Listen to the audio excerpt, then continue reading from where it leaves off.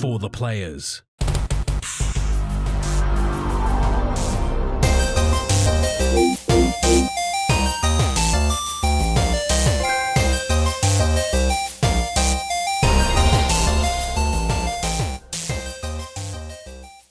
I'm Ryan Betson.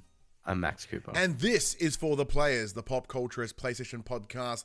With over 50 years of playing PlayStation and 10 plus years in that game's media combined. I'd like to thank you for joining us in this PlayStation conversation. This PlayStation conversation happens every Tuesday morning at 8 a.m. on podcast services, including Apple Podcasts and Spotify, and 9 a.m. on those YouTubes. If you'd like to take part in future conversations with us, you can come and check out our socials. Facebook, Discord, Instagram, X, all of those links can be found in the description below. Well, if you want to join the conversation as it happens, head over to twitch.tv/thepopculturists, where you can watch us record this show live, where you can jump in the chat and become part of the show. If you want to support the show, you can tell your friends, tell your family about this PlayStation pod. And if you are listening to us on podcast services, be sure to give us a 5-star rating and a written review. Watch us on YouTube, be sure to like, subscribe with a comment below. I endeavor to answer every single comment. And if you want to support us financially, you can at patreon.com/thepopculturists, as well as our merchandise store, popculturists.com/shop, where you can buy shirts, other assorted shit with our logos on it. Oh man, what a weekend, Max. What a weekend. Now, because look, I'm exhausted, as are you.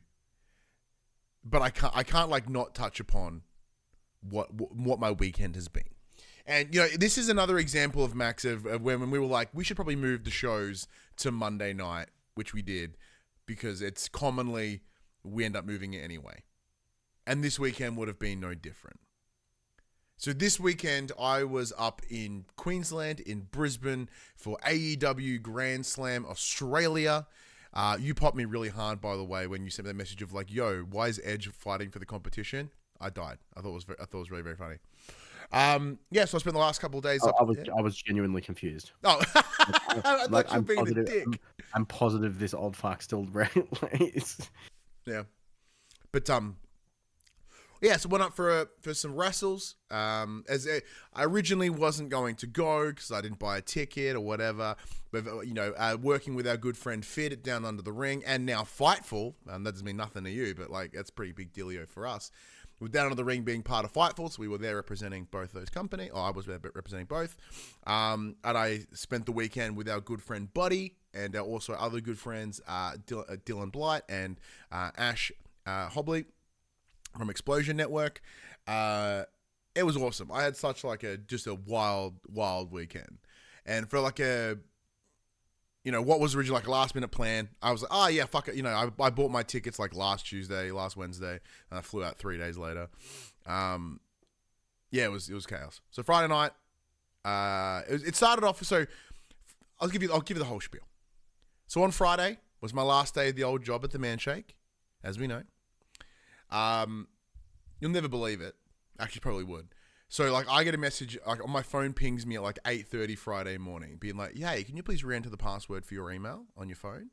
I was like, yeah, cool. It does that every 90 days or whatever. It makes me put in my new password. Go, open it up. Oh, this email no longer exists. I'm like, I have, like, 4 meetings today. This is going to be really difficult. So I speak to my boss. I'm like, hey, I think I've been locked out of everything already. And sure enough, I had been. So I had my one-on-one with him, which was my first meeting for the day. And I'm like, look, what can I can't do anything. Even if I was to edit videos or whatever, I got nowhere to post them. I can't put them on the SharePoint. I can't do anything. He goes, well, what else are you going to do today? I'm like, I don't know. I'm supposed to be flying to Brisbane at like 8:30. So can you see if you can pull the flight forward? Just take the day. I was like, okay. So I did. So I pulled up the old Qantas app, and I was having a look, and it's like, oh shit. So I pulled up Webjet, which is a aggregator for flights. I was looking at it. I was like, it's going to cost me like a couple $100 to change it, plus the transfer fee. Shit. Open my Qantas app. I'm like, let's check it. He goes, it's going to be like some extreme weather later tonight. Your flight's currently not affected, but would you like an earlier one as free of charge? Because I come a Qantas frequent flyer because of the old job. I was like, sure. So I just pulled my flight like 5 hours earlier. Just grab all my shit and fucking get out of there. It was rad. But yeah, Saturday was the big show, the Brisbane Entertainment Centre, which was lovely. Smaller venue than what they originally envisioned, but it was great. Incredible matches. Got to see Edge, or Cope as he's known now. Got to see Will Ospreay, Kenny Omega. Saw Chris Jericho, Mercedes Moné, Harley Cameron, Tony Storm. I really thoroughly enjoyed it, Max. It's like a really just bonkers wrestling show. And we will, the 10, 11,000 people that were in this arena, everyone was going ballistic. Everyone's just giving it their all. I'm so glad I went. And then on Sunday, we were kindly invited to go check out a New Japan show, New Japan Pro Wrestling Tamashii, which is their little like side thingy. That was okay. I appreciate the invite. It didn't quite work for me, so I wasn't feeling it. But yeah, then we also did some good hanging. We hung out quite a bit with Buddy and Dylan and Ash, which I really appreciate. I said it a couple of times. So I was like, look, thank you for letting me tag along. Because I know they had their original plans and I was last minute and they kindly welcomed me in and let me, but it's one of those things Buddy said to me. He's like, mate, we've known each other. Like, how long's PopC been around? I'm like, shit, like almost like 10 years. He's like, then I've known you for almost 10 years. There's no such thing as tagging along anymore, which I really appreciate. Cause like, I know that, they're quite their Buddy and the Explosion Network crew are quite close. And because I, am notoriously self-isolator, I felt like I was tagging in, but I really appreciate them, like taking the time and letting me be part of it. But yeah, it's one of those things where, as I said, like we've known them for, since 2016, 2017. So yeah, we're all, pretty long-term friends at this point, which was nice. I always forget that, like just because I keep so to myself, but it was really, really, really nice. We got a little bit loaded on Sunday, which was lovely. After I went to that show, we did some bar hopping, went to a lovely cocktail bar. It was really nice. Very expensive, but really nice. Went to this, like an alternate bar. We just had to sit down. We drank beers, listen to heavy metal music. It was very, very calming, very, very lovely. And we played this board game, Max. And I think, do you have a stance on like Formula One? Like, do you like it? Do you care? It's fun. I think I know the board game you're gonna talk about. Which one? I can't think of the name, but it's Downforce. Yeah. We played that. It's awesome. I'm totally ordering it. Because like, apart from it just being fun, it's like simple. It's easy to grab onto. Like, it's really tactical if you want to be. You can just ream people. I got to buy it. I actually absolutely have to buy it. I can't wait to play it again. Because it was like midnight when we got home, and I'm like, I fly out. I've got to be up at like 5:30 because I got to fucking fly at like 8, 9, whatever time it was. And I'm Yonkers from the airport. Let's play for a bit. I'm like, I'm going to bed. I can't fucking function.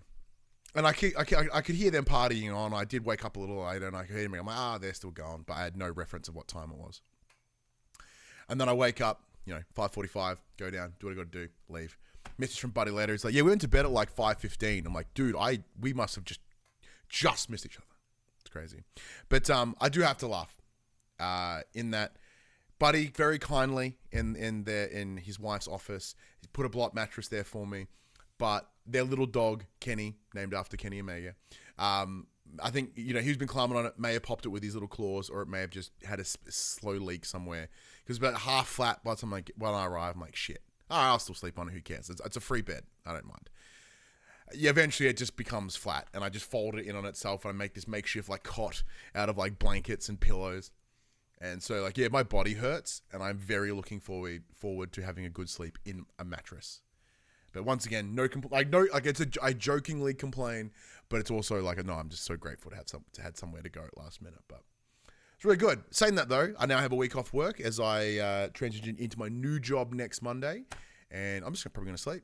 I think maybe play some games, see what happens. But yeah, that was my a weekend, Max. How was yours? Well, I spent a lot of it filling out paperwork. That's less exciting than what I did. Because my security clearance is about to expire at work, so I have to renew all that. Oh, yes, right. All the other nonsense and do all that shenanigans. So that was fun. Other than that, not much happened over the weekend. It was pretty chill. But the week, though, right? Because like it's been obviously 4 weeks since we last recorded. Anything happened during the week? Just life? Just life. Not really. I'm still fucking sick. Yeah, still? Yeah, I've got like 2 pills left of my antibiotics. My son is now sick. Oh, he was the only one dodging it. He had dodged it for like the better part of 4 and a bit weeks. Unlucky. Finally got him a couple of days ago. Yeah, other than that, nah, it's been pretty chill. That's good. Pretty chill week. Yeah. Well, what in that case, what have you been playing? Like, what have you been spending the time with? I've been playing more Civ 7. How's that going? I am getting over the controller shenanigans. Mm-hmm. I am still really enjoying the fact that only your leader carries through the game, not your civilization. So if your tactics are not working or someone is beating you in a particular skill set, you can be like, okay, well, I'll get you at the next stage, and you swap civilizations and you change your tactic up. You are not so committed that you can't change or pivot at a later literal date, which is nice. Yeah, I'm finding the controller easier to use now that I've kind of navigated it a little bit. I still think I prefer the mouse and keyboard functionality. Oh, absolutely. With a game like Civ, a mouse is the answer. But yeah, I'm really enjoying the changes of, especially the whole civilization per age as opposed to per game is quite helpful. Yeah, because there's I was listening to Sacred Symbols this on the flight as I do. Normally it's when I drive to wrestling. I didn't drive to wrestling this week. I flew to wrestling, so listen to it on the plane. No, talking about how like there's the antiquity age and then like the modern age, and there's like another one in the middle as well, kind of like the Renaissance, I guess. Yeah, and that's where you can sort of pivot at the end of those ages. Yep. Excellent. So have you made your way through the 3 ages at this point? No, still haven't finished a full game. I'm on like turn 200 and something. Shit, that's amazing.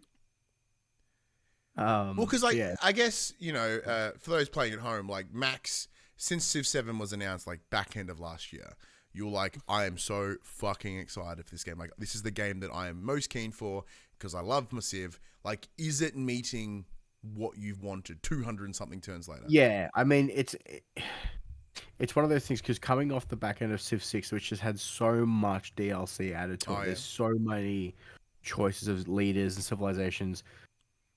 This one feels kind of bare bones in comparison. Okay, but is it bare bones, but like upgraded or developed or improved in any way? Because like, obviously the visuals look a lot better than what they did. The skill tree, the tech trees are all kind of been revamped, which is nice. But there's just that lack of there's not as much to choose from when obviously picking your starting civilization, all that stuff, because there's not. For instance, there's no Aussie leaders anymore. Boo. Where there were in Civ 6. I mean, they were DLC, but they were there. Yeah, so it's just going back to it's like playing Skyrim with no mods. You're going back to vanilla, and it's like, oh, there's nothing to this at the moment. Not that that's a bad thing. Like, obviously, the game just launched, and knowing it being a Civilization game, it would be crazy to not assume that there's DLC coming. But for now, it's great fun.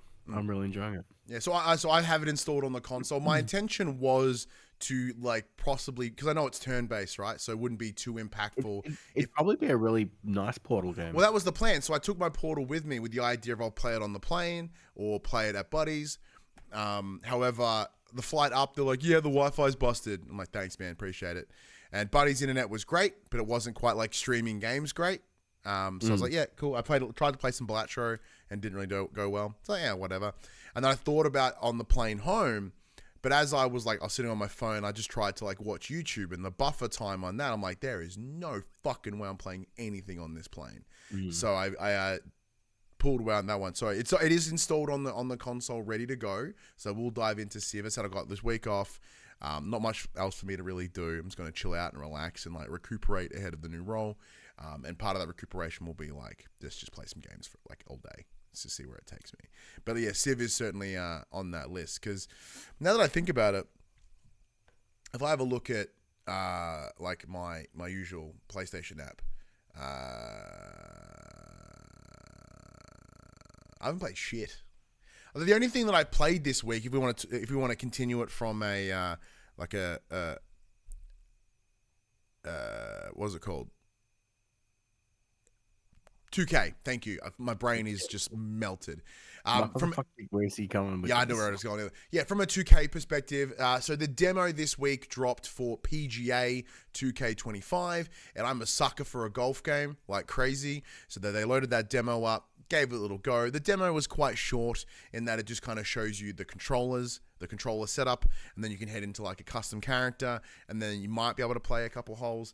But I just wanted to chess mechanics. Yep, cool. Like, this is the control scheme I like. Done, easy. I tried to build myself, but I couldn't make me, and also stopped caring like halfway through. I was like, whatever. But it plays well. It plays like PGA. It's like right around the corner. So I'll be keen to jump into that. It is like in the same way that MLB The Show, which is also coming out soon. It's like for a window of time, that's like the game that I'll just pick up and I'll do a couple holes or I'll do a couple innings or I'll run a game or whatever and then scoot. So I would like to bring PGA back in there because there is a lot of fun in playing golf games because I like myself and Craig and my friend Paris.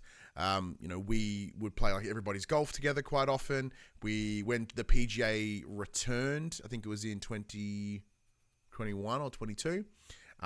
We were playing it then as well. So I'll probably do the same and reach out to 2K, maybe able to mess with that as well. But outside of that, really, I've not played. I think I played some more Kingdom Come Deliverance. I'm still in the same spot as last time, trying to get into to try save this dude in the castle, the Chancellor, whatever the fuck he was. I'm in a position where, like, in order to build this tonic to fight his fever, I've got to break into this box, and the lockpicking sucks in this. Or I'm absolutely not proficient at it. My character is not proficient. Don't have to break into the box. Wait, how? But I have to. There's the lady. She's like, "Can you break into it?" Or no, you don't need to. How do I do it? How do I get around it? Spoilers, by the way. The recipes are in a book on the bookshelf in that room. Yeah, but aren't the items in said box? No, you can collect them in the courtyard. Oh, well, that changes everything. You just got to get the book off the shelf. Well, I've got the book. It's easier. It's easier if you break into the supply chest, but it's not necessary. All right, so then I just got to go steal the items instead. No, you don't even need to steal items. They're literally just growing in the courtyard. Oh, okay. If you read the book, it tells you where they grow and where you can find them. Yeah, I just flick through it to get the ping, and then I open. If you actually read it, it tells you exactly where all of them are. But didn't it say there's some of them are in this box or whatever? Or there's one of them's in the kitchen. You can just go in and take it. They're just free. Well, there's the guard there, and that's how I got upstairs because he's like, "I'm hungry." I'm like, "Here's some chicken." And he's like, chicken. I went, here's some belly medicine. He's like, oh, yay. And then he ate that. And I'm like, okay, cool. And then he left me alone. Because he's like, yeah, so in this encounter, like, you've got to try essentially, this is not really spoiled. I'm kind of keeping it vague so that from a story beat perspective. But from the encounter that you're in, you're captured. You don't have any swords, your weapons, your gear, nada. And they're like, something's about to happen. You've got like 12 hours in game to get this shit sorted. So you need to like get creative and work it out. So yeah, I'm in this position where it's like, okay, well, some of the things are here, and then you go into a kitchen, the guard's like, oi, why are you here? He's like, oh, I'm so hungry. So you talk to him and he's like, hey, if you get me food, I don't give a shit what you do. So I just walk outside, walk downstairs where there's like a little, a set of baths, like a little bathhouse. I'm like, hey, there's chicken here. Yoink. I walk upstairs and just chop chicken in his face. And he's like, yeah, cool, do what you want. So I just wander upstairs, go to where I need to be. And it was great. Very cool. I did laugh though, because our good friend Jerd has been streaming it on Twitch lately. And he sent me, he showed me the encounter and like what he did. Because he was like at the 11th hour, like, this close. So there's him chatting to the Chancellor, legging it over to the potion station, running back, and he gives him the potion, and then like as he drinks it, and like boom, like there's the 12 one. So thankfully he got it, he stopped it, but he was pushing it to the line, and he's like just running past guards, like parkouring over them, it's crazy. But it's the way that this can be handled 1,000 different ways is a really cool moment. Like I'm in this difficult position where I want to keep playing it, obviously, but like it's very similar to when we were playing the new Yakuza, and I get to a point and I'm kind of like stuck in this point. I'm like, I don't really want to deal with this right now. I kind of just want to go back to what I was doing, and then I just kind of wandered off. So I'm hoping that I'll keep pushing myself to close that, and like that information you've just given me is really appreciative. Thank you. So it'll make that a little bit easier because like my alchemy skill is pretty good. My lock picking sucks anus. So like I can't even unlock very easy locks at this point. Yeah, because I totally forgot that you can go like, there's a mission later on where you're like, hey, you want to do some practice locks over there? I was like, totally should have done it. And like that was 20 hours ago and prior to the encounter that I'm stuck in now. And I don't want to do any of that shit to get back here. Well, since you brought up Yakuza, just before we started recording, I finished the demo of Like a Dragon Pirate Yakuza in Hawaii. Hey! So, we'll stay to play, which we'll be talking about shortly. Yeah, they announced the, Pirate Yakuza demo. I have that download as well. That was something I was also planning to play while I was away. Wasn't able to. Glad you did. Tell me about it. It's not turn-based. I don't know if I'm going to enjoy it. Whoa! It is going back to the usual Yakuza roots, where it's a brawler. Yeah, action-y, So essentially, it shows a little cutscene of you on your pirate ship. You're wearing your Hawaiian shirt. You land on the beach that you've been hanging out on the whole time with Ichiban and the crew in Like a Dragon, and then it's like, hey, this demo is pretty small. You can fight some people, and you can do karaoke, and you can dress up. Go have fun. I'm like, okay. So I went and fought someone, and then it runs you through the tutorial on like all the different combos. So it's like, hey, if you mash square and then hit triangle, you can do aerial attacks. If you hit triangle and hold it, you can do this. Once you fill your rage meter, you can push R2, and in the previous game, you spawn little like mirror images of yourself, and then they all attack with you, and it's all cool and fun. It still has that lightheartedness that like a dragon. So Mute in the chat goes, combos and juggles. Yeah, so like, pretty much. Do what you do, yeah. Yeah, so it's essentially plays like all the other Yakuza games, except for the last one that I really enjoyed because it was turn-based. Yeah, I enjoyed it. It's weird because that was the one I spent the most time with, and I really enjoyed the turn-based. It kind of made it fun. Yeah, so I don't know how I'm going to go with this one because obviously I really want to... I'm very intrigued by it because, after playing, I think I spent like 80 plus hours with Infinite Wealth, those characters kind of grow on you. And the characters are fun, and they all have their own personalities and their own stories, and it'll be really cool to see where this one goes, knowing what happened to him in the past, thanks to playing the previous game. But I don't know if I'm going to be able to get over that brawler hurdle because it's not my jam. Yeah, so is it not that middle ground turn-based like Final Fantasy VII Remake, or is it completely straight like no turn-based nothing? No, it seems to be just hack and slash. Interesting. Yeah. Well, combos and juggles, as you put in the chat. All right, well then, yeah, that'll be on my list to play this week as well. How long? So did you do the full demo? Like, did you do the karaoke? Did you do the dress up? Yeah. I didn't do dress ups. I did karaoke and I did some fighting. So how long was this demo experience for? I played for like 25 minutes. All right, cool. So I don't need the whole week. I could do it this afternoon. I could do it this evening. I'm not going to because I'm going to go to bed straight after this. But okay. Very, very cool. So, like, how does that then lead you into the show itself? Like, are you excited? Are you trepidatious? Or like, has your as you mentioned, it sounds like your expectations have been altered, but I'm hesitant. But I have been playing. I did download the Man Who Erased His Name. Oh yeah, yep.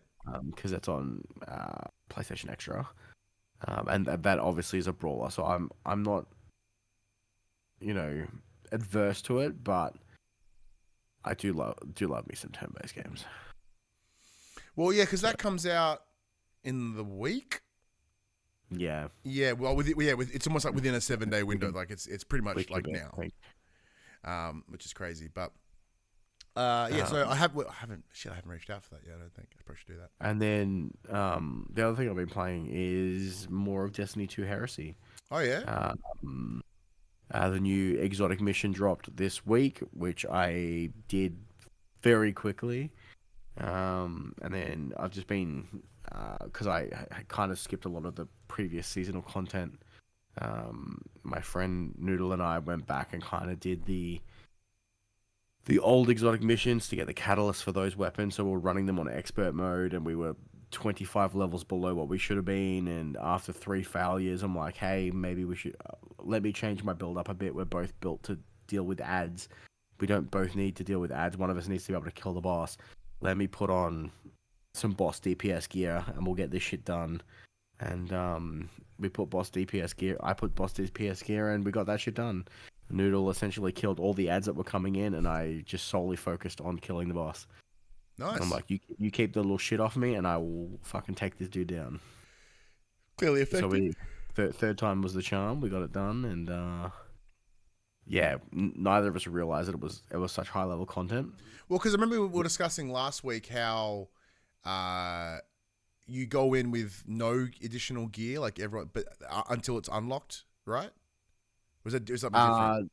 No. So for this one, they've kind of changed it up a bit. So essentially, they have you have your power level score, but now it sets you to it brings everyone up to be equal to the highest member of the fire team. Oh, so okay, that's cool. Although I was only 2009 power, Noodle was 2012 or whatever it was, 16. It's pretty close. But the content we were doing was 2045, and neither of us realized it until one of us died. We're like, hey, you realize it says fucking 2045, right? Like, that sounds like a lot for those playing at home. Like, that's quite a jump. Yeah, so because like when you're getting those numbers, it's like really slow progression. It means we take extra damage and they take less damage. So it was rough, but we got it done. So there's a few things that we've got to check off from like previous stuff that we need to collect. But this is it. This is the last of their episodic stuff. We've got whatever codenamed Frontiers is in July, I think it was. So no idea what they're going to do with that. But for now, I'm kind of having fun jumping into Destiny once or twice a week. Yep. Ticking off some boxes. And then yeah.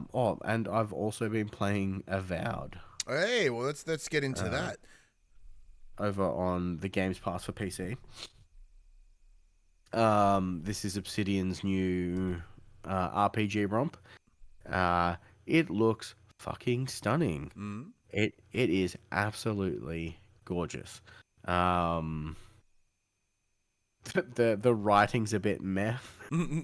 How so? Like, what about it is meh? Is it the delivery? Is it an exposition? Like, how is it meh? You know how in our Kingdom Come 2 Deliverance review, you kind of mentioned sometimes the dialogue's just a bit like, what the fuck are you on about? Yeah, the tone changes or whatever. Yeah, it doesn't match. It's like that, but a little bit worse. And it's like, okay, this is weird. From Obsidian, who normally write really nice, compelling RPG stories, this one kind of pretty meh. But the moment-to-moment gameplay is quite fun. The combat's really fun depending on what you're doing, like what weapons you're using. At the moment, I'm currently using I'm swapping between a bow and a wand and grimoire. So I have magic, and then I'll weapon swap to do like stealth bows. Picture like Skyrim style stealth bowing. I'm pretty hiding behind a rock and shooting them, and then played for about 3 hours at the tutorial area. I got through that, the prologue, and now I've kind of been released out into the world trying to do whatever it is that I'm doing. I don't really know at the moment. Apparently, I'm looking for some cursed people or infected people for something. Cool. That sounds like every fantasy shit ever. I have no idea. I've got flowers growing my face because I'm a godkin or something like that. I actually think it's a term from Baldur's Gate, but whatever. Well, it's well documented. Like, we talked about it a bit. Like my towards like higher fantasy. That's high fantasy as shit. Oh fuck! You're fighting like lizard men with swords and shields and. Yeah, but like, is it high fantasy in like, is it like a Skyrim way or like a Witcher way? Because Witcher I couldn't deal with, but like Skyrim I could. I think gameplay wise, it's probably closer to Skyrim than it is to Witcher. But in a world? Too early to tell for now. Okay. Is it feeling like a Betson game yet? No, not at all. All right, cool. That's good to know. Because like, it's one of those things I did want to check it out. Like, the trailers caught my attention. I love the artwork for like the key art at least. It really does look stunning. It's on Game Pass, right? Yeah, I was down with it. You know, because I said this PC can run shit pretty immaculately. Oh yeah, I'll give it a bill. Once again, like, yeah, we're a PlayStation show, but we go to the games, right? Like, it'll come over to us eventually, but right now, I was playing on PC. Like, it would be dumb of us to, like, not discuss what is kind of the biggest release of the week. So it'd be a bit silly not to. But obviously, still early days, no major thoughts, just those initial first impressions. I will go back to it, but yeah, it's just it's different. Yeah. Speaking of different though, let's get to the section we call Inform the Players. We tell you about what happened this week in PlayStation. And the reason I say it's different, Max, is PlayStation actually came out and said some shit. Normally they keep themselves pretty quiet, but this week we got ourselves a state of play. Are you using your list, or do you want to use my list? Well, it depends. Do you want them in order, or do you want them... It doesn't bother me, but I know that the first thing on my list was literally the last thing. Let's go in order. Let's go in order. Let me find my notes. So things kicked off with Monster Hunter Wilds, as we know, literally around the corner. I immediately went, it's not for me. But they did show off some more gameplay. They announced what's coming in is their ongoing DLC and support, including new monsters. The thing that I noticed, Tagachi or the electric fucking mouse thingy from like Worlds. I think I saw that in the trailer. I was like, I know that one, and then that was it. How about you? Like, this is the Max game. Like, granted, it's a couple days away. You're already sold, but did this do anything different for you? This was the one. I didn't see this. I was on the way home from doing school drop off. Oh, so have you not gone back and watched it? You're just gonna be like, nah, I'm already keen. Done. Yeah. Mute in the chat's like, what, Pikachu? I'm like, no, not quite. I started watching. I think I caught the third one. Okay, is it when you came in? So all right, Monster Hunter World Electric. Because I think it started. I think that the show started. Toby Kadachi is the one. I think I got home at like 9:05. Yeah. Nice. Well, so I did live stream it because I was work from home, take advantage of it. Who cares? Look, so for me, I was like, yeah, cool. Matt, it's more for you. I know that with like I'm keen as a bean there. After that was Shinobi Art of Vengeance. So it's a side scroller, like a 2.5D. Kind of looks like a beat 'em up, possibly Metroidvania brawlery. Made by the guys that did Streets of Rage, or the team that did. It's the first of Sega's old franchise revivals. Correct. So last year, Sega were like, "Hey, we're bringing back a bunch of old IPs." Like Crazy Taxi was on that list, as well as Jet Set Radio Future. Yeah, Jet Set Radio Future, and now it's Shinobi. This looks sick. I played Shinobi when I was 6 years old on my Sega Mega Drive. Oh wow! So have you seen this trailer yet? Oh, that game! Yeah, I saw this one. Like, to me, the first thing I saw here is I saw a lot of, well, I would say influence, quote unquote, just more of what I'm seeing that is like comparatively to. Looks a lot like Prince of Persia's Lost Crown, which we played this time last year. It's got like a Celeste feel, and speaking of our good friend Buddy, immediately it's a Buddy game. The second I saw the grapples of like this, like the you have to like shoot yourself over a gap, I was like, it's a Buddy game. But of course, so is it a Max game too? Oh yeah, I will definitely be picking this up. Well, I do have some time to wait because it is coming out in August 28. 28? Fuck, my handwriting's bad. You didn't put the date in, so it's August something. Next up was Sonic Racing Crossworlds, which for yourself not all that interesting. For me, not all that interesting. My daughter's like super into Sonic all of a sudden. Yeah, she watched the Sonic movie yesterday. She's like, Dad, who's his character? Who's his character? And she's like, stunned that I know all the Sonic characters. She's like, I thought you didn't play Sonic. I'm like, I don't anymore. Okay, there hasn't been a good Sonic game since the Dreamcast. Yeah. Well, look, now that now that you're on your path of determining your neurodivergence, spoilers, your daughter likely has it, and as my son has it, and he is like, really fucking into Sonic, like that's where his tism kicks in. Maybe Hadley's in the same space, but it is bright, it's colorful. The things that I noticed, because so James and I, we play Sonic Team Racing, frequently online. He plays at his mum's, I play it here, and we're allowed to race. So what the things I noticed here was new power-ups, new race, like tracks, obviously, new vehicles. So formerly it was like heavy, speed, and normal. Where he the introduction of like a monster truck, so it's a variation on the heavy, as well as like a hoverboard, which could be intriguing. And then we saw the rings uses like jump portals, and apparently whoever's in the lead gets to designate which portal you pick. So that's kind of a bit of fun as well. But it's coming out Oh yeah, that's right. So Mutant the chat goes, was the land, sea, and air? Yep. There'd be some transitional between terrain, which I quite like. So like an off-road area, which look really nice. So the usual tracks we've seen, and then water. And they've really brought in that Mario Kart influence, which is not a bad thing, because take it where you can. Excuse me. So there is a closed network test in the next couple of days, February 21st. I'll probably jump in that if it's open invite, which is probably not, but quite keen on that one. Keeping that TISM feel going. Next up was Digimon Story Time Stranger. This is from Bandai Namco. It's coming to PS5 later this year.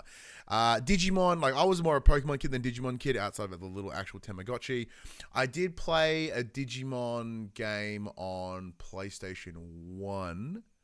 The greatest Digimon game. Which one was that? That was a Digimon World, I think. Yeah, it's like, is that the one that's like a 2.5D? It's kind of like, yep, I played that one, and I enjoyed it for what it was. I don't remember it all that well, but Digimon World. Yeah. So this is in what's called like in that vein, in that like what's the word I'm looking for, in that universe. It's a follow-on from the previous game. It's a follow-on from the previous game. It came out a couple of years ago. Yeah. So for those that like it, sick. For me, whatever. Next up was a very much a Max game, which was Lost Soul Aside. Fuck, my handwriting's gross. It is on my list of one of my draft picks this year. Yeah, so that's good. Which is good to know, because it's coming out May 30th. Yeah, the day that Elden Ring releases. The fuck. Well, that doesn't mean it's going to get a bad score. It just means it's coming out. No. So you might be alright. I'm stoked that it's got a date. I'm super keen for this game. I've been super keen since they announced it like 2 years ago. I think I saw the first rumblings of it. Yeah, so this game is part of the China Hero project, which we learned about a couple of years ago, with the idea of Sony supporting up-and-coming developers out of different regions, whether it be India or in this case China. The development team is Ulti Zero Games. That's what I've written down. So that's pretty cool. But so this is a thing that's interesting. So once again, listening to podcasts on as I was traversing around Brisbane, because I looked at this, I'm like, this feels Soulsy, right? And like that instantly becomes less exciting for me. I think it's more Devil May Cry. Exactly, yeah. So that was what I heard when I was listening to the podcast. I thought like this may be a bit more Devil May Cry, possibly a bit more on that Stellar Blade side, in terms of the control scheme is very similar to that of a Soulsborne, but without the intense difficulty. And that I'm down for. And yeah, a little sprinkle of Devil May Cry in there as well. That would be interesting. This is very much a you game, though, if anything. So I'm probably not going to fuck with it. But you absolutely would be. Next up was Like a Dragon Pirate Yakuza. As we know, it's coming out on the 21st, which is a couple of days away. They announced the demo. But the thing that's really interesting out of this is they announced a collaboration with Dave the Diver. And Dave the Diver's been getting collaboration with the most insane shit. Like had Godzilla semi-recently. But yeah, so that's coming in April. And so they're bringing Ichiban over and his mate. So they will then take part of your restaurant. They will go with you on dives, but they also have their own like old school, Double Dragon, Ninja Turtles, side scroller, beat 'em up, brawlery energy. It's sick. It looks great.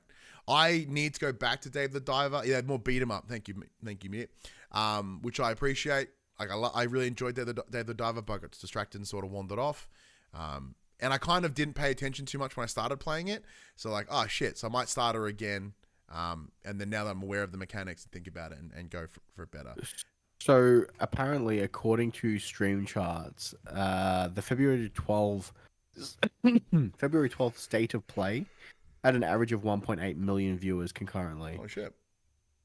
Which is at its peak hit 2.18 million. Yep.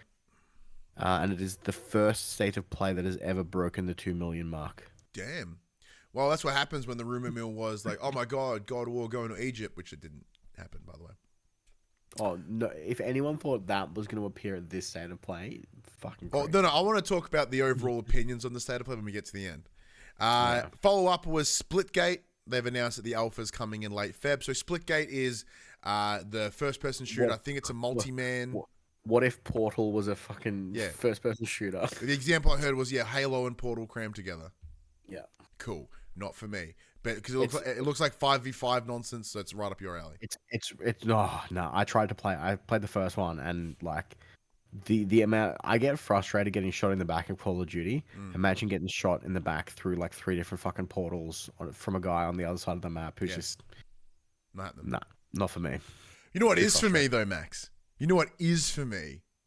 For the first time in like conceivable history that I can remember. Please tell me it's Stellar Blade and Infinite Nikki. It is absolutely not. It is WWE 2K25 made an appearance at the State of Play, which caught me off guard because as I'm sitting here writing down my notes about Splitgate, all I hear is, ladies and gentlemen, my name is Paul Heyman. I'm like, what the fuck? And sure enough, there's Paul Heyman. So what they did here is they announced, they officially explained more information around the island. So when they announced 2K25 a couple of weeks ago, they explored the idea of this thing called the island, which is very similar to the city in NBA, or even I think Street Fighter had an equivalent as well, where the idea is you have a character that you can customize, you go into this world, it feels like PlayStation Home meets wrestling. Because like Rhea Ripley has a body piercing and a tattoo parlor. There is like damage control. Like they have a tech repair shop. So, and it's all like mission based and structured. Like I think it might be like my new little daily sprinkle MMO bullshit. And I'm very excited for it. Obviously, in turn, they did announce the release date. It is March 14th, so it's less than a month away at time of recording.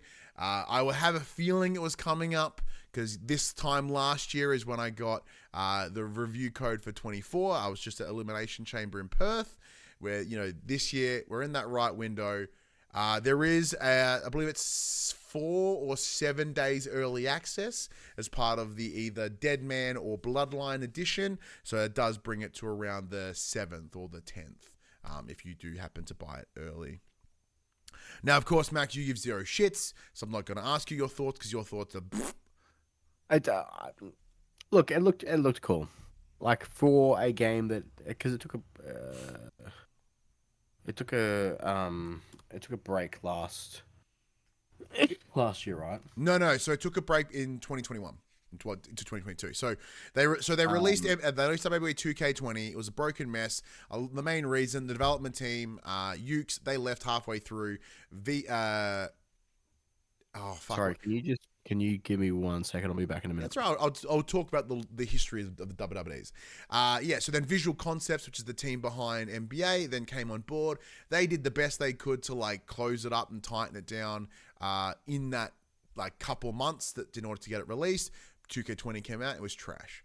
So they skipped 21, then they came back with 22, which with Rey Mysterio on the cover. It was pretty good, a little jank, but it was like clearly they've built something new, they've re-established it, so that they've kind of gave it a bit of a soft reboot and re-put in some things that were lost and whatever. So since then, they have everything like 23, now 24, and then 25 have all been like minor upgrades and changes to kind of expand it out. So the things we're seeing this year include like an online GM mode, which has me excited, an interesting career mode, the showcase being about the bloodline, that's the little differences here. So it is kind of, we are getting that annual release because they do release these games in like a 9-month cycle. So I'm still super keen. It is like a month away.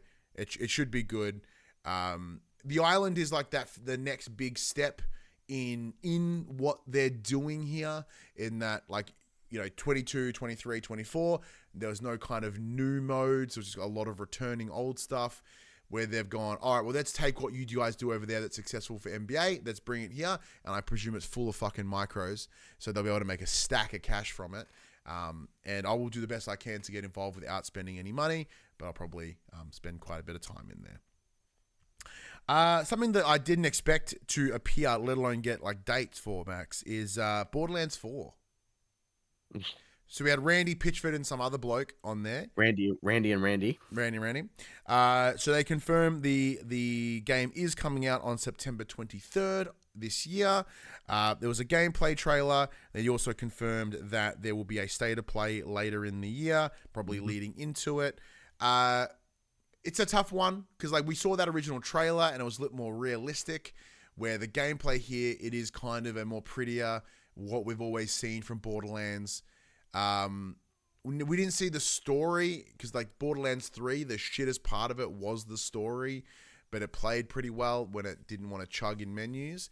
It looked here. It looked crisp. It looks swell. It looks smooth. Will I play it? Yeah, absolutely. Like, for funsies, mostly. And even just the idea of, like, you, me, Padge, Joel, like, whomever was like, team of 4 and just gun this bitch. So what we did with 3, and it was awesome. So I'm intrigued. I'm excited for it in that I like Borderlands. I like shooting things, but I'm actually yet to finish a Borderlands game because I get this. I play until I have my fill and then I leave, and that's never at the end of the game because, like, the whole loot shoot gets boring. I have reasonably finished quick. every single Borderlands with every single DLC. Ooh. I love Borderlands games. Yeah. 3 sucked though. Comparatively, compared to 1 and 2, 3 was a bit of a letdown. Yeah. It was still fun to play. Like, the gameplay itself, like the moment-to-moment gunning and gameplay loop was fine. But it had no substance. No. Mute in the chat says better than the movie. Yes. Yeah, well, I watched 5 minutes of that movie and went, this fucking blows, and then I turned it off. And then IGN came out with the big question of if Borderlands 4 is coming out on September 23rd, when's GTA going to come out? And I'm like, it doesn't matter. No, whenever the fuck it wants. No, but like it's a worthwhile question in that, Gearbox, the team behind Borderlands, they are the publisher of the game is Take-Two, part of 2K, the parent company of 2K, but Gearbox is now a part of that fold as well. So. Yeah. The question around there is more of like, okay, well, if September is when Borderlands happening, that indicates that it's the back end of the year for GTA. It's either October or November. Like, December's no chance. But so it's probably got to be like October, November. Like, I reckon it'd be kind of where like that Call of Duty window is, and then just fucking chew out Call of Duty, which would be a laugh. But yeah, I'm gonna say mid-November, I reckon. For I'm hoping. Well, actually, no. Hang on. I want to drop it in fucking August. Go nuts. But that's never been the case. Now, from memory, San Andreas came out, 26th of October. So possibly in there, potentially. Well, let me have a quick look. Let's have a look at some of the other dates. The first GTA came out in November. Yep. So GTA 5 dropped in 17th of September. So there's no GTA 4 was April. Okay, so there's no, and Vice City was the 29th of October, 2002, I should say. GTA 3 was October. So there is a bit of a trend in that later part of the year, around that October space, but, well, at least 3 of the 6 have come out in October. Is that indicative of anything? No, not really. But of course, I'm super keen, understandably. All right, what came after Borderlands 4? I'm like, you go, Split Fiction. Split Fiction's out in like 2 weeks, man. I'm so keen for that game. Yeah. So this trailer, like, it was interesting in that I'm already in, I'm already sold. I believe the trailers that we had seen previously, I think it was at the Game Awards, was way better than this. I didn't watch this trailer. Yeah, this trailer was more really like, kind of touching it. I don't know, it was more of like little gameplay moments. I think it's the 6th of March, so that's what, just over 2 weeks, right? Maybe 3. Let me have a look. So like we've already spoke to EA, so it's coming. And I say that in like we know it's really close because when we start talking, when companies reach out and whatever, like it's in that window. 6th of March. 6 months. Yeah. So 2.5 weeks. Yeah. Give or take. Which is pretty schmick. It's a game that I'm keen to play with Phoebe actually.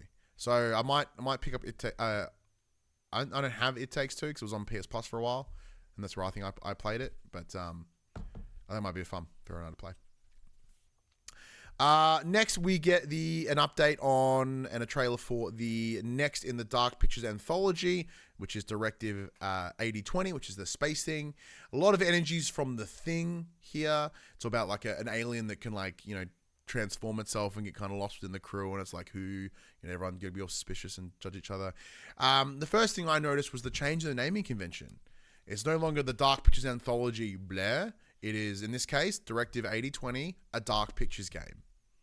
So whether that be a decision to step away from that Dark Pictures, anthology as a larger banner, because in the last 4 games they released, like they did see diminishing financial returns on each of them, and like critically they did up and down quite a bit. So I mean, to be fair, if they're just adding it on the end instead of the front, I don't think they're stepping away from it. No, but I mean by altering it, right? Like in terms of how it's searched for, how it's listed. True. Yeah, it's a good point. Like that's where it changes it, right? Like it changes the the SEO for it.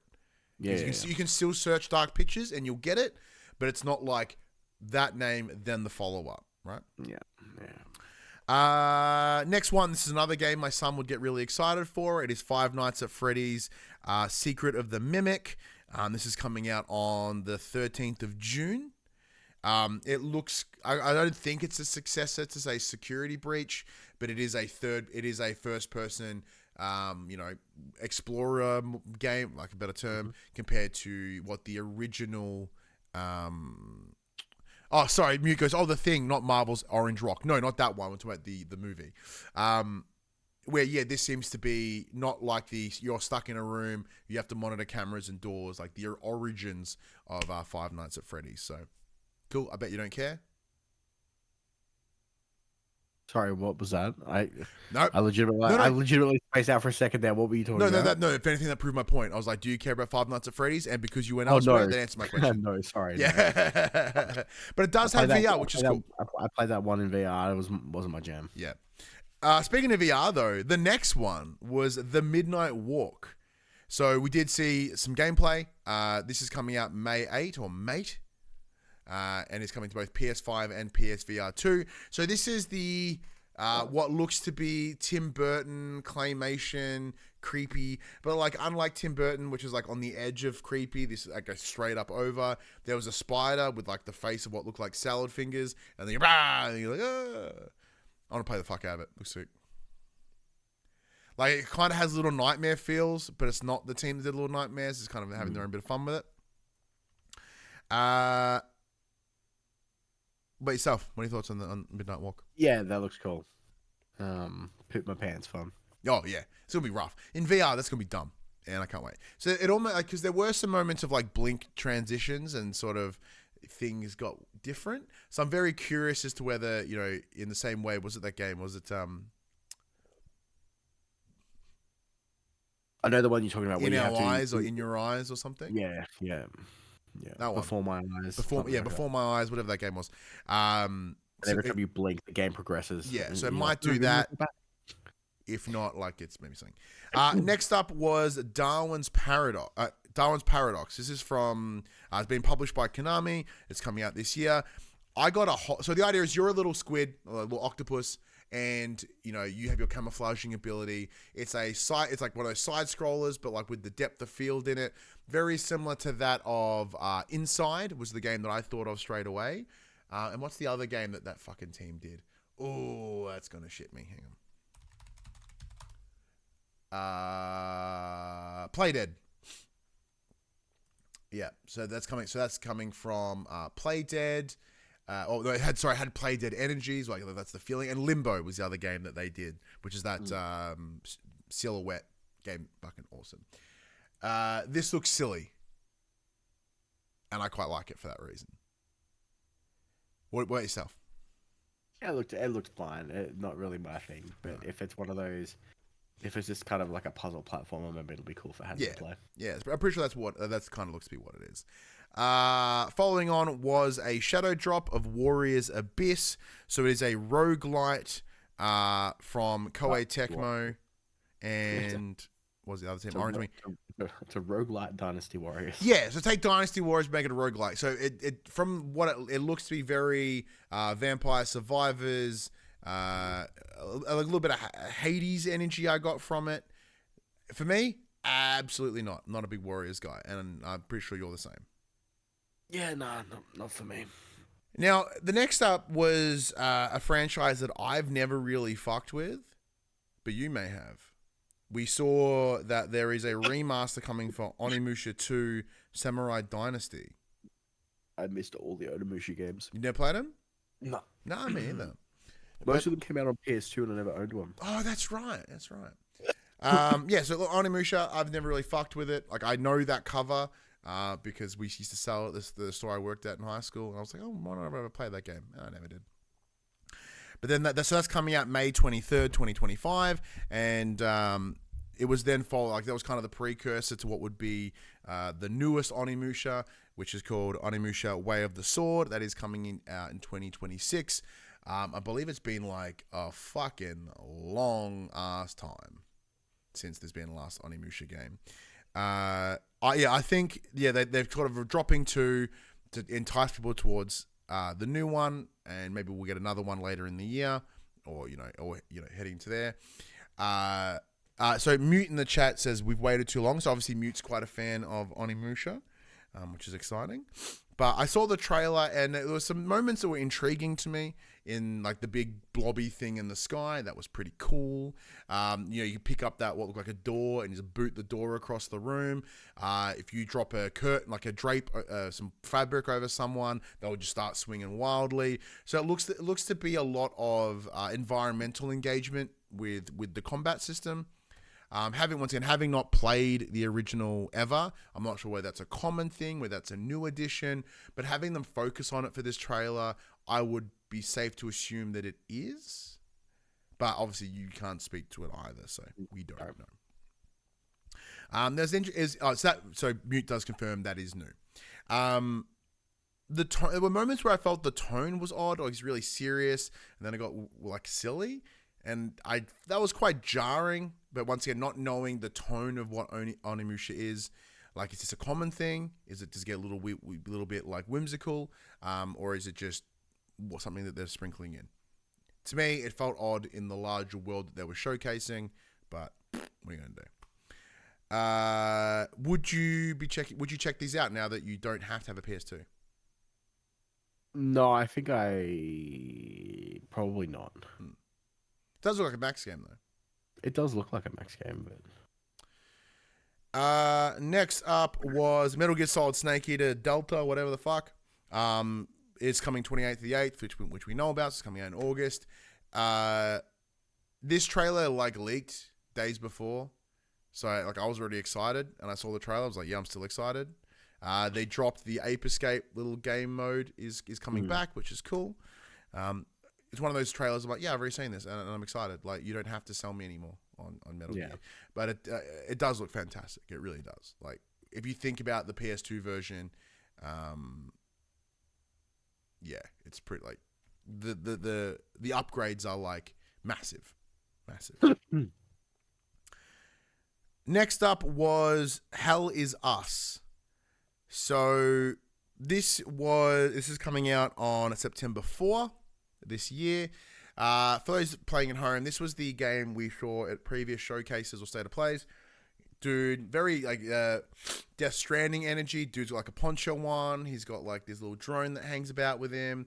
There's like quite a lot of cool imageries. We see a couple additional characters of the world, like that big large dude having a ciggy. That was pretty sick.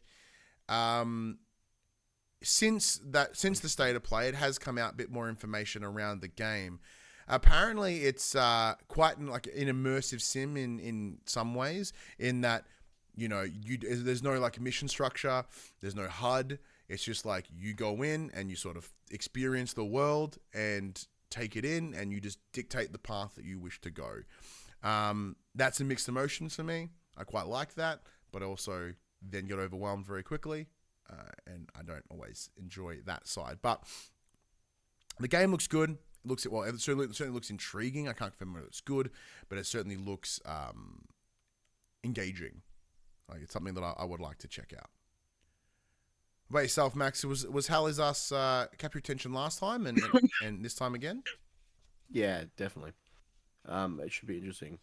I think it'll sit in that double A. Yeah. I'm just having a look at the team. It's being developed by Rogue Factor, and they made Necromunda and Mordheim, which were both smaller titles. Yeah. So it'll be I've not played either of them, so I can't speak to them. Another game that I haven't played, so I can't speak to it, but you certainly can, is Lies of P Overture. This is a prequel DLC that is coming later this year. Max, super game. What like obviously you've played it, you've seen the full experience, the story. Looking at this trailer, what is the feel that you're getting? Because it's Pinocchio's, not his name, Pinocchio. I didn't see any like fairy tale influence in the trailer.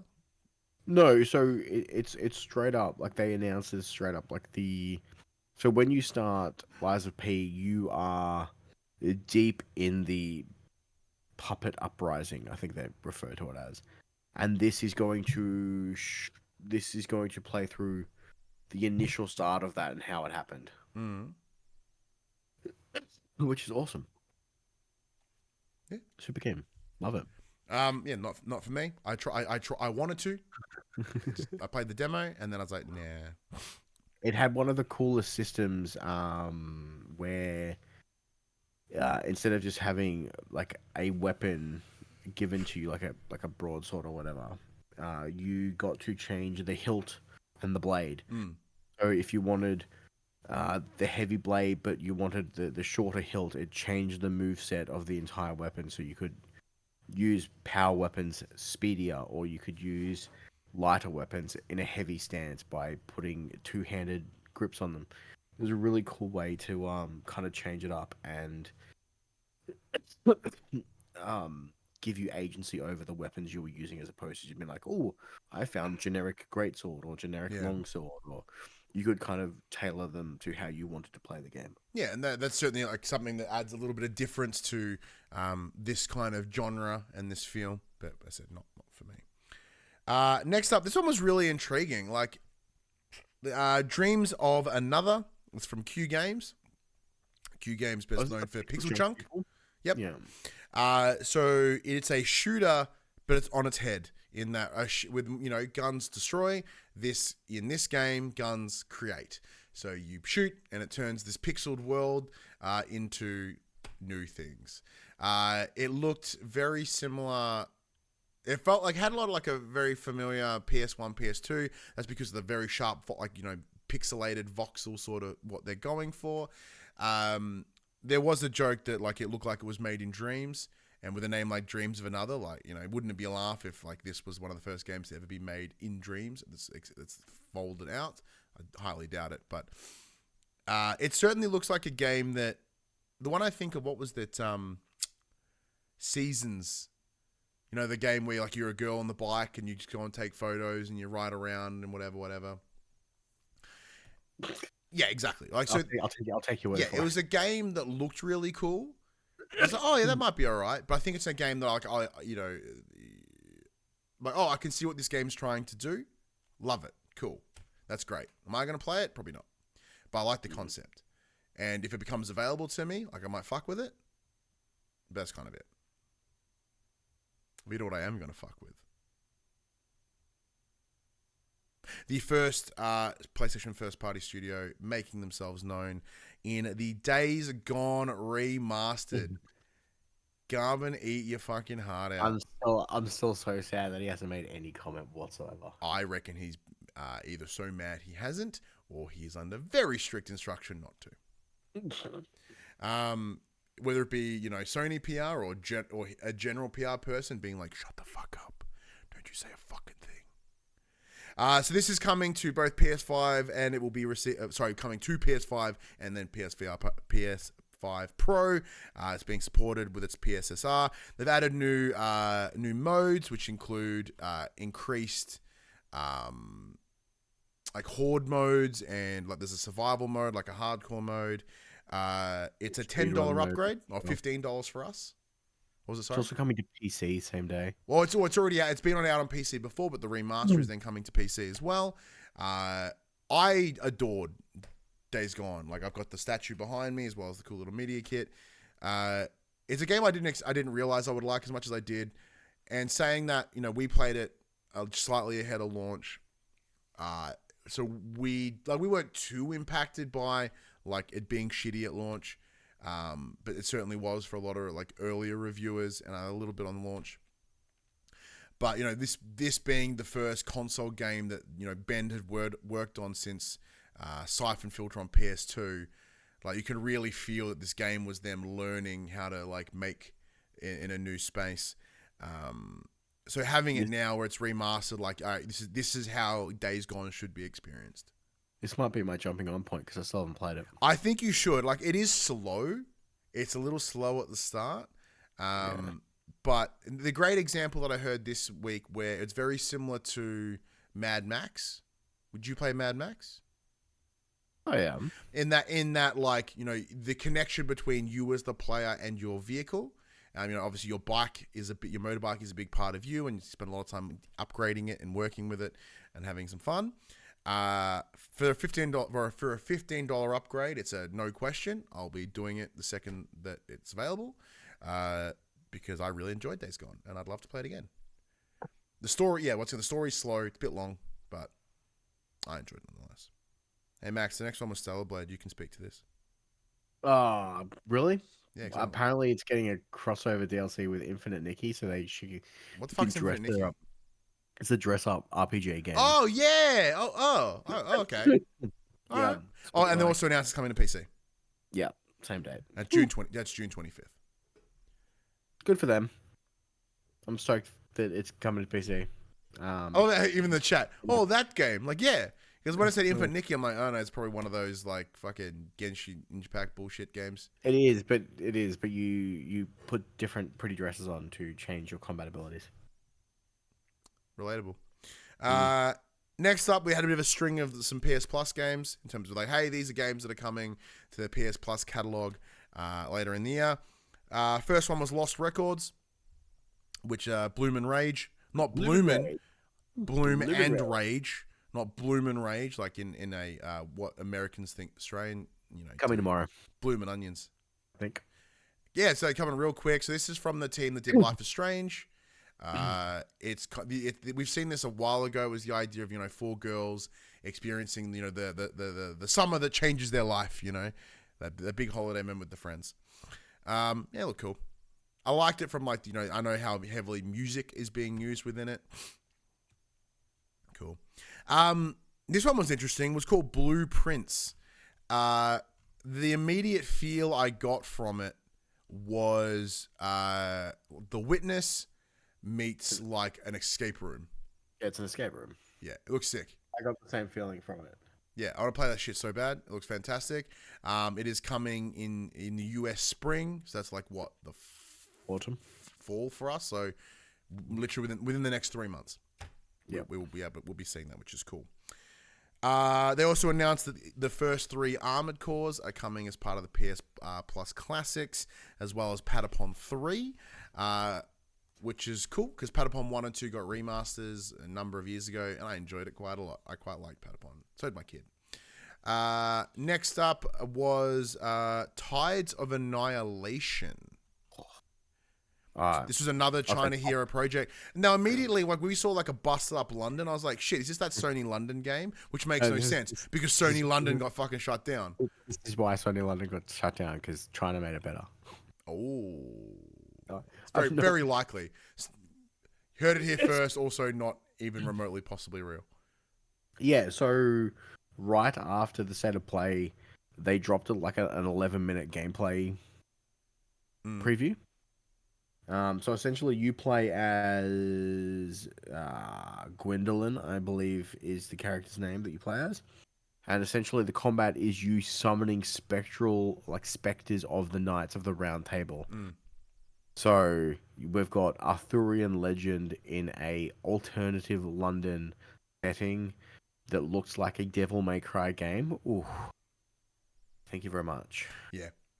Absolute max energy in this bitch too. Thank you very much, yeah. Sick. No release date or window though. Bummed about that. I believe. Oh no, I did write that correctly. Where is it on this list here? Yeah, there it is. Metal Eden. That is coming on the 6th of May. I don't remember what this one was. I believe it was it the one. Sorry for the American thinking. Oh, the round table, and I thought pizza. I believe this is the one that gave me the Metal Eden. Metal Eden is an adrenaline rush sci-fi. Oh, this is the what looked like Ghost Runner. Yeah, but also I was like, is this fucking Marathon? But it was neither of those things. Metal Eden is an adrenaline rush sci-fi FPS. An advanced hyper unit Asuka is sent on a suicide mission to rescue the citizens' cause from the vast monolithic city Mobius. Once a hopeful new home for humanity, now turned into a deadly trap. Oh my god, it's Matrix. Sick. Yeah, it looked alright. It's coming out 6th of May. Next up was Mind's Eye. This is coming in the US summer, I believe. Summer 25. Or possibly the winter. I forget what I wrote. This is from a team called Build a Robot Boy. Me.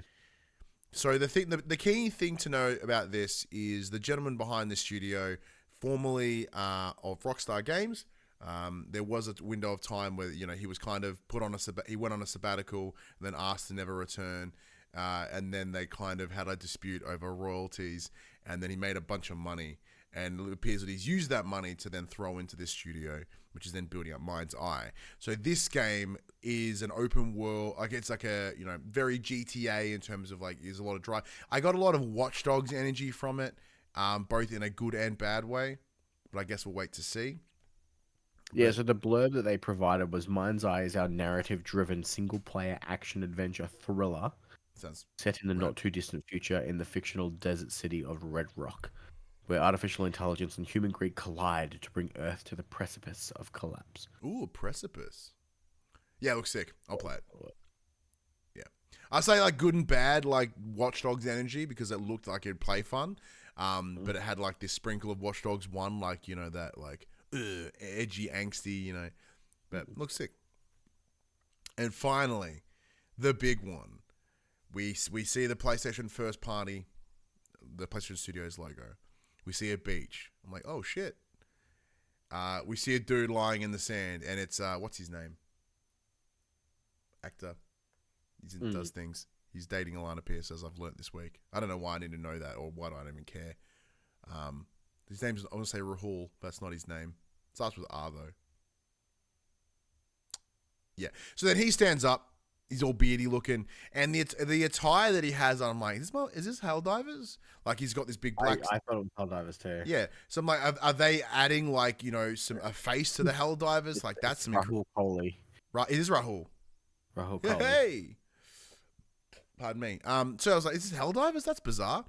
And then he proceeds to pull out this big gun, then does a bunch of spinning shit, and I'm like, hang on, is this the Order? Because he kind of had Order energy as well.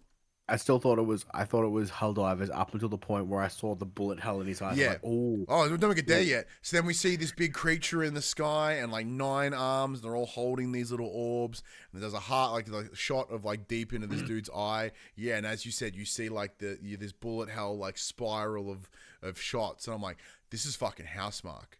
I there's nothing about it that made me think Housemarque until that one shot. And I was like, ooh, I know exactly how this is going to go. It's returned. Yeah. I'm like, this is going to be exactly like Returnal. I'll play it for a while, be like, this is fun. And then my lack of skill will ruin it, and then I'll crack the shits and walk away. Apparently this is going to be easier than Returnal as it has more persistent upgrades to. Yeah, like death is actually part of it by the sounds. In that you're actively rewarded for dying rather than. So I think that's kind of a fun idea in that you might be able to just, if you can just keep running this boss, like you may die like 10 times, but that 11th time, like, you know, you've built up skills, you've built up abilities or whatever. And I quite like that because like that will make me stick with it longer. So this is, and we've got the name, it is Saros, Saros. So it is, it's confirmed it's a roguelite as well. Or roguelite in this case. Coming 2026, right? Yes, coming next year. So that's enticing and very intriguing. But I guess now that we've gone through each and every individual part, what do you think? What did you think of the state of play overall? It was good. It was really good. I really enjoyed it. Like, don't get me wrong. Obviously, I'm a little bit biased in the fact that like a lot of those games were like hella max games. Yeah. My only qualm with it was right after the state of play on a random blog post, like, hey, guess what? Astrobot's got 5 new levels. What? Put that in the state of play. Your boy won you Game of the Year. Oh, those names are fucking dirty too, by the way. Like, he gave you Game of the Year. Give him some respect. Put him. But other than that, like, it was a solid showing. It was nice. It was 40 odd minutes. It showed a like ton 30, of games. like somewhere between 30 and 35. Like the only real Mute in the Track 5 new levels. So yeah, same they're doing the weekly thing. Yeah. Every Friday they will drop another one. They're all going to be challenge speedrun levels again with new bots. Yeah. So I haven't run it yet. Is it available? First one? Yeah, I've already run the first one. What are the bots? It's the time stop. It's the one from the one when we saw it at that competitive thing. Yeah. So, the bot is Hayachi. Oh shit! Okay, cool. I'm okay with that. Motherfucker won't stay dead. No, he never dies. Cool, I like that because like that was one of those things like for a Tekken representation they only had Jin, I think. Yeah. So to have Hayachi in there as well is gonna be cool. I guess the only other thing that people will be complaining about is the only 2 PlayStation Studio games. One is a remaster and one is not until next year. Yeah. So, look, I'm with you. I thought this was a really good state of play. Because obviously everyone's like, what are Sony doing? Like, that's why, like, we bought our $800 consoles or $1,500 if you bought a Pro. What is our reasoning for this? Where are our first party games? I can tell you the reason is the 1,000 other fucking games that are coming out. But like I understand, the idea is that people want exclusives. It's a big selling point, especially within the console space. And with Xbox not really having them anymore, like it's just the one thing that differentiates PlayStation above everything else. And they delivered, right? Like, they told you, like, here is a first party game that is coming. Yes, it's not the God of War Egypt that you thought it was going to be. It's not, Wolverine. It's what we've just found out that like 3 studios were working on games as service that then got canned. We are so fucking lucky that they had anything to show in this pay-per-view, in this state of play for first party shit. Like, we know that Bend, like, yes, they've got a Days Gone remaster here, but if anything, I think this remaster is a litmus test to see whether it's worth investing in said sequel. Because, the narrative around Days Gone has certainly changed over the last couple of years, and it's seen more fondly than it was at launch. So, like, this is like money where your mouth is. Like, if you want a sequel, you buy the remaster, you play the remaster. Like, this is it. This is it. Because, like, the catch around it is, like, Days Gone was available as part of PS Plus Deluxe. However, you don't get the $15 upgrade if you have it through Deluxe. You have to pay full price, which is, shock horror, you got given a game for fucking free, and then they upgrade it, and you have to pay for it? Oh, no. Suck it. But, yeah, show was really good. I did see, I saw, thankfully my feed is curated enough that socials don't really blast me with all the negativity. There was a lot of people like, yeah, it was really good. Or like, fucking boo, is the worst thing ever. But it makes me wonder, like, I don't think these people could just with whatever was shown, there is always some miserable cunt somewhere that is just. Well, to be fair, most of the people that I saw that were doing the boo were Xbox people. Were like, that was such a shit showcase. Like, yeah, of course. Really? But you know, the internet's built on negativity. Like, look, once again, this weekend, AEW, like they did a show in Brisbane, as I mentioned. They used a local ring.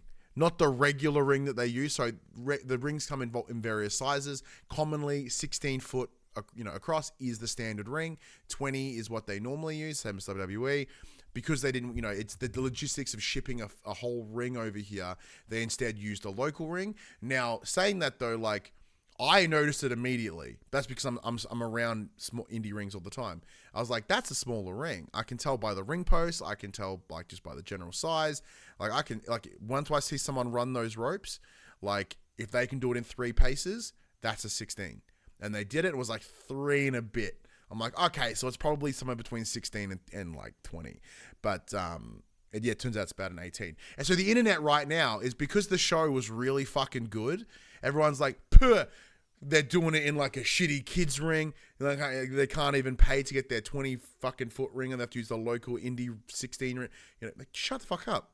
Like what an absolutely useless thing to fight about. Useless argument. They're just saying it to get the shits up them. And I think the same goes with this state of play, right? People that are pooing on it either seem to not love games at all, and just like bitching and whinging, or are doing it to intentionally rile up the other side. But yeah, like I really, really enjoyed it. I'm glad I streamed it. I'm glad I reacted to it. Really, like for me, the big standouts are obviously Days Gone Remaster, Saros, Five Nights at Freddy's for my son. Same goes for Sonic. Directive 8020 looked interesting. But obviously the big surprise to me is WWE. Duh. Right. Like I didn't expect to see it. I saw it. I now have more information about the island. Big win for me. But as you mentioned, when it comes to the PlayStation Plus, so that's where's my notepad? I threw my notepad away thinking we were done, forgetting there's other fucking news items. All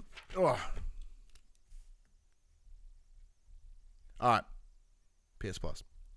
So the PS Plus games catalog, I do believe this is some that are coming and some that are this month, I guess, Max? These are dropping tomorrow. All dropping tomorrow. So we get Star Wars Jedi Survivor coming to PS5 and PS4. Pardon me. That was really loud. My apologies. Cannot wait to download Top Spin. Yeah. Top Spin 2K25, PS5, PS4. I think that'd be a bit of fun. Lost Records Bloom and Rage, PS5. Saga Frontier Remastered, PS4. Somerville, PS5, PS4. Tin Hearts or Tin Hearts. It was just me not. Oh, did you spell it wrong? You capitalized it. Somerville. Somerville is Somerville, not Somerville. Nice one. Somerville, PS5, PS4. Tin Hearts, PS5, PS4. Mordhau, Mordhau, Mordhau, PS5, PS4. Coming to premium is Patapon 3. And Dropship United Peace Force. So it was mentioned this is Patapon 3 is the PSP version, so it's not a remaster like 1 or 2. I'll just wrap the next 2 up really quickly. DICE Awards happened last week. Astrobot won 5 awards at said DICE Awards, including Game of the Year. Helldivers won 4 awards also. Once again, not unsurprising. It's good to see Helldivers get in there as well. Astrobot made complete sense. So it's one game. Yeah, what else did it win? Like music and whatever. Helldivers won best soundtrack, best song, best multiplayer. Really? Yeah. All right, so let's have a look at the DICE. I just want to confirm though. Have a quick look at the ones that Astrobot. So Astrobot picked up Outstanding Achievement in Animation. Yep. Good one to go with it. Black Myth Wukong won Outstanding Achievement in Art Direction. Outstanding Achievement in Character was Indiana Jones: The Great Circle for Indiana Jones. Helldivers original music composition. Audio design went to Helldivers 2 as well. Outstanding Achievement in Story went to Indiana Jones and The Great Circle, beating out 1,000 Times Reset, Metaphor, Refantasio, Still Wakes the Deep, and Thank Goodness You're Here. I've heard great things about Thank Goodness You're Here. Outstanding Technical Achievement went to Astrobot. Action Game of the Year went to Helldivers 2. Adventure Game, Indiana Jones. Family Game of the Year, Astrobot. Fighting Game, Tekken 8. Racing Game, Formula 1. Role-playing was Metaphor Refantasio. Sports game, MLB The Show 24. Strategy/sim went to Balatro. Immersive reality tech went to Starship Home. Immersive reality went to Batman. Balatro, independent mobile Balatro. Online game of the year, Helldivers 2. Game design went to Astrobot. Game direction went to Animal Well. Okay. And then game of the year, Astrobot. So, in all the categories that you'd probably think it would have won, it did. Except soundtrack. I'm intrigued that Helldivers won soundtrack. I thought like Astrobot would have had that for days, but there you go. And then last story on the list is all about a transparency. So Xbox's boss Phil Spencer has stated that future live streams and showcases from Microsoft shall feature PlayStation and Nintendo logos when they are relevant.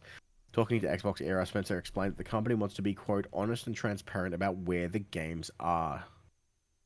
So when Microsoft streams its presumed Xbox showcase in the summer, you'll know then and there if the PlayStation 5 port is planned, because it will come with an accompanying PlayStation logo. So for an example of this was like when Blade was shown, there was no logo. I think, or Indiana Jones, they were like, "Hey, it's coming," and then here's PlayStation. Yeah, I think the big one was Doom. Yeah, and then right after the showcase is like PlayStation trailer as well. Like,